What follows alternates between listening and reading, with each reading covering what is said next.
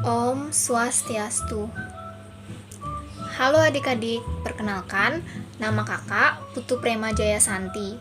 Kakak adalah seorang mahasiswa aktif dari Universitas Pendidikan Ganesha. Tepatnya pada Prodi Pendidikan Guru Sekolah Dasar dari kelas 2B dengan NIM 2011-031-088. Nah, jadi pada video kali ini, kakak akan mengajarkan adik-adik tentang operasi bilangan bulat, yaitu operasi penjumlahan, pengurangan, perkalian, dan pembagian dengan menggunakan sebuah alat peraga yang bernama garis bilangan. Nah, sebelum kita masuk ke materi inti yaitu tentang operasi bilangan bulat, kakak ingin tanya nih, kalian tahu nggak sih bilangan bulat itu apa? Bilangan bulat itu adalah suatu bilangan yang terdiri dari bilangan negatif, bilangan 0, dan bilangan positif. Untuk penjelasannya akan kakak lanjutkan di slide berikutnya ya.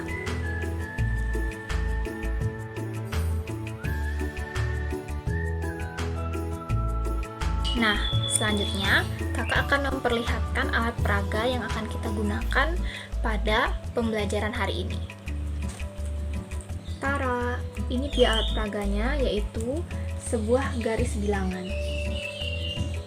Seperti yang sudah kakak jelaskan sebelumnya bahwa bilangan bulat itu terdiri dari bilangan negatif, bilangan 0, dan juga bilangan positif. Nah, seperti penjelasan itu, pada garis bilangan yang sudah kakak buat ini, di sini juga sudah tertera bilangan-bilangan itu. Yang pertama, di sini di sebelah kiri ada bilangan negatif, kemudian di sebelah tengah-tengah sini ada bilangan 0, dan di sebelah kanan ada bilangan positif. Sekarang kakak akan jelaskan bagaimana cara kita menggunakan alat peraga garis bilangan ini. Di sini ada sebuah garis bilangan yang lengkap dari bilangan positif, 0, dan juga bilangan negatifnya. Kemudian di sini juga tertera simbol min dan simbol plus.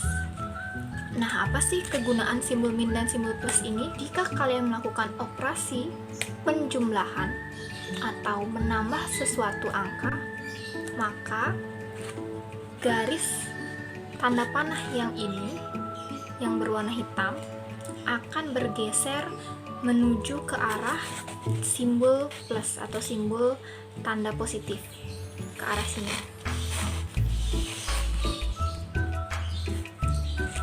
Sedangkan jika kalian melakukan operasi yang menggunakan tanda min atau operasi pengurangan, maka simbol tanda panah ini akan bergerak menuju tanda min, sehingga dia akan bergerak menuju ke sini.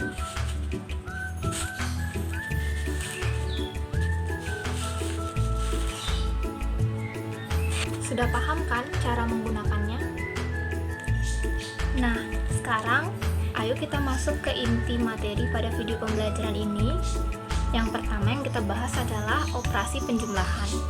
Inti dari operasi penjumlahan itu adalah menjumlah, menambah, atau menggabungkan bilangan yang kita jumlah. Nah, kakak berikan contoh ya.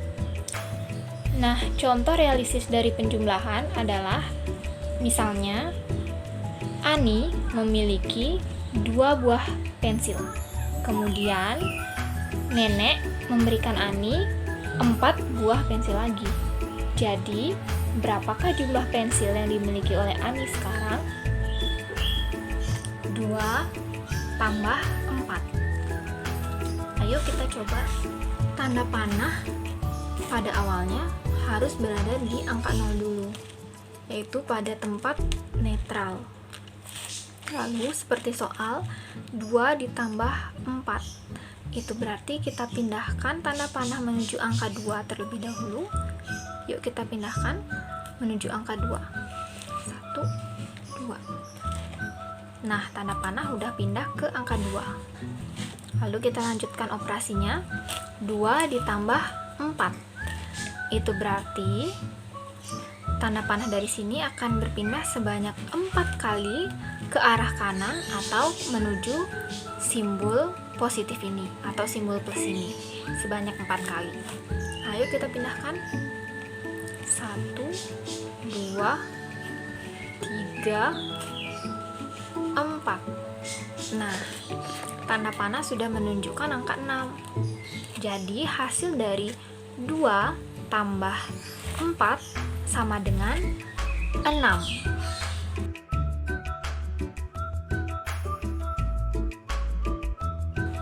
Nah, sekarang kita akan masuk ke operasi selanjutnya, yaitu operasi pengurangan.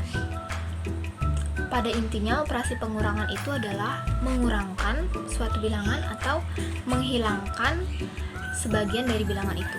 Kakak akan berikan kalian contohnya untuk lebih jelas ya. Ani memiliki 5 buah permen. Lalu adiknya meminta 3 buah permen Ani. Jadi, berapa sisa permen yang dimiliki oleh Ani saat ini? 5 kurang 3. Ayo kita coba. Seperti soal 5 kurang 3. Jadi yang pertama, pindahkan tanda panah menuju angka 5. Angka 5 di mana ya? Nah, ini angka 5. Jadi kita pindahkan tanda panah menuju angka 5. Pindah menuju angka 5. Oke. Kita lanjutkan operasinya. 5 kurang 3. Nah, 5 kurang 3. Sekarang kita lihat posisi tanda panah sudah ada di angka 5. Kita tinggal kurang 3. Jadi, tanda panah akan pindah sebanyak 3 kali ke arah kiri atau menuju simbol min. Karena 5 kurang 3. Kita pindahkan 3 kali ya ke arah kiri. 1, 2, 3. Nah, tanda panah ini udah menunjukkan hasilnya loh, yaitu menunjuk angka 2. Jadi, hasil dari 5 kurang 3 sama dengan 2.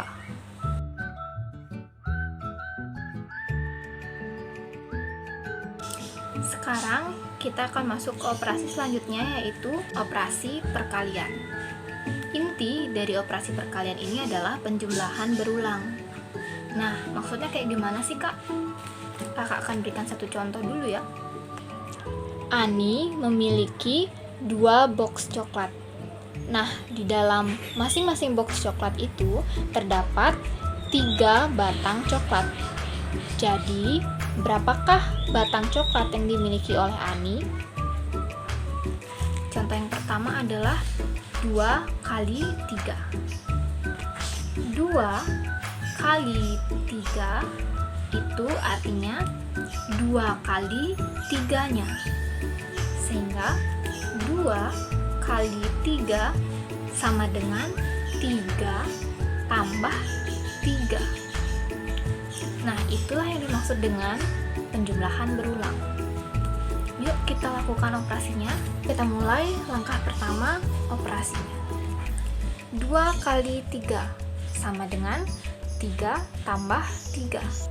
Kita pindahkan ke angka 3 atau 3 kali menuju tanda atau simbol plus ini atau 3 langkah ke kanan. Yuk kita pindahkan. 1, 2, 3. Ya. Jadi angka pertama udah selesai ya, menuju angka 3 yang pertama. Nah, kemudian seperti soal tadi, bahwa 2 kali 3 sama dengan 3 tambah 3. Nah, kita udah pindah nih 3 langkah pertama ke arah kanan atau menuju simbol plus. Kita akan pindahkan lagi, tambah 3, pindah 3 langkah ke arah kanan lagi menuju simbol plus ini. Yuk kita pindahkan 3 langkah. 1, 2, 3. Nah, sudah ya, 3 tambah 3 sudah selesai. Sekarang kita lihat hasilnya. Tanda panah menunjukkan hasil yaitu angka 6. Jadi 2 kali 3 sama dengan 3 tambah 3, hasilnya sama dengan 6. Kesimpulannya adalah 2 kali 3 itu sama dengan 6.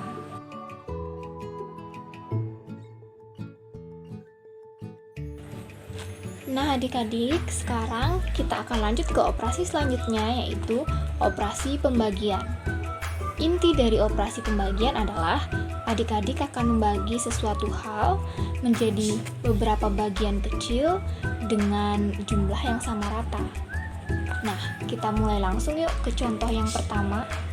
8 bagi 2. Kakak buat ilustrasinya ya. Ada 1 kodok besar dan 1 kodok kecil.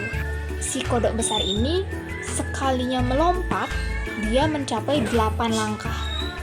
Sementara si kodok kecil sekalinya melompat hanya mampu mencapai 2 langkah saja.